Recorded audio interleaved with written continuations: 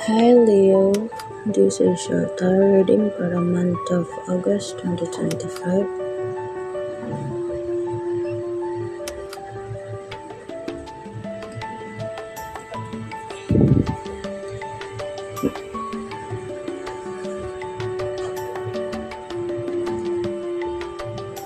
Knight of Pentacles,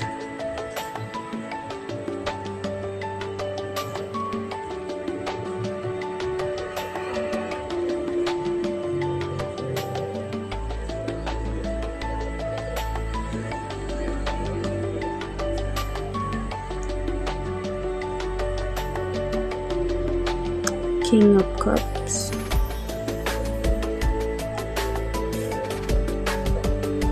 Four of Cups,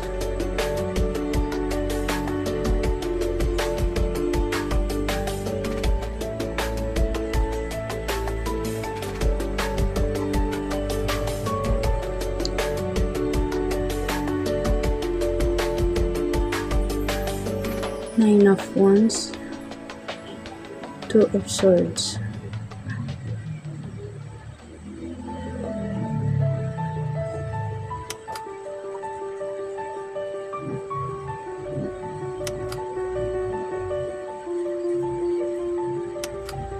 Ace of Swords, Ace of Cups, the Hierophant,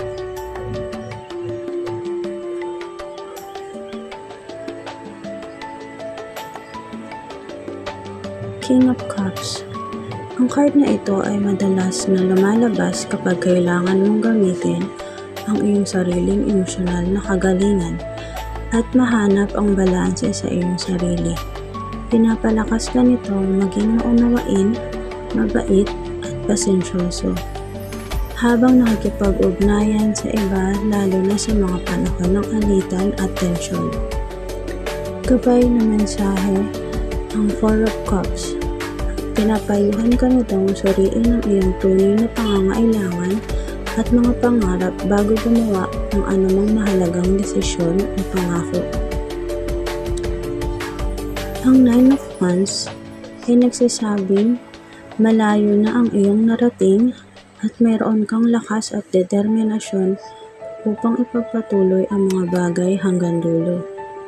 Tandaan na magpahinga kapag kinakailangan, habang manatiling nakatuon sa iyong mga layunin at magtiwala sa iyong kakayahan, gayon din ay nagpapaalala sa iyo na huwag mong baliwalain ang mga oportunidad na nasa harap mo. Two of Swords. Ito ay nagpapahiwatig ng pangangailangan na gumawa ng isang mahirap na desisyon habang may emosyonal na hadlang o kawalan ng katiyakan. Kaya't pinapaalalahanan ka ng Ace of Swords na mag-isip bago gumawa ng anumang aksyon, sapagkat ang kapangyarihan ng espada ay maaaring maging mapanira o mapanakit kung hindi ito ginagamit ng may pag-iingat.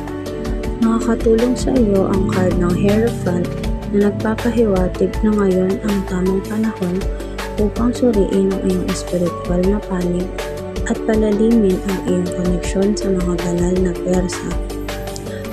Maaari ding relihiyosong mga gawain upang makahanap ng gabay at kapayapaan sa iyong buhay. Isa ring mensahe para sa iyo ang Ace of Cups na nagpapahiwatig ng potensyal para sa malalim na pag-ibig at koneksyon sa iyong buhay. Ito rin ay nangangahulugan ng kasiyahan at pagkakasundo sa mga relasyon, pati na rin sa personal na kagalingan. Ang iyong unang baraha ay sumisimbolo ng kasaganaan at material na tagumpay sa lahat ng mga aspeto ng iyong buhay. Pinapayuhan ka ng card na ito na gamitin ang iyong lakas, katalinuhan, at kasanayan upang lumikha ng isang matibay na pundasyon para sa pangmatagalang tagumpay.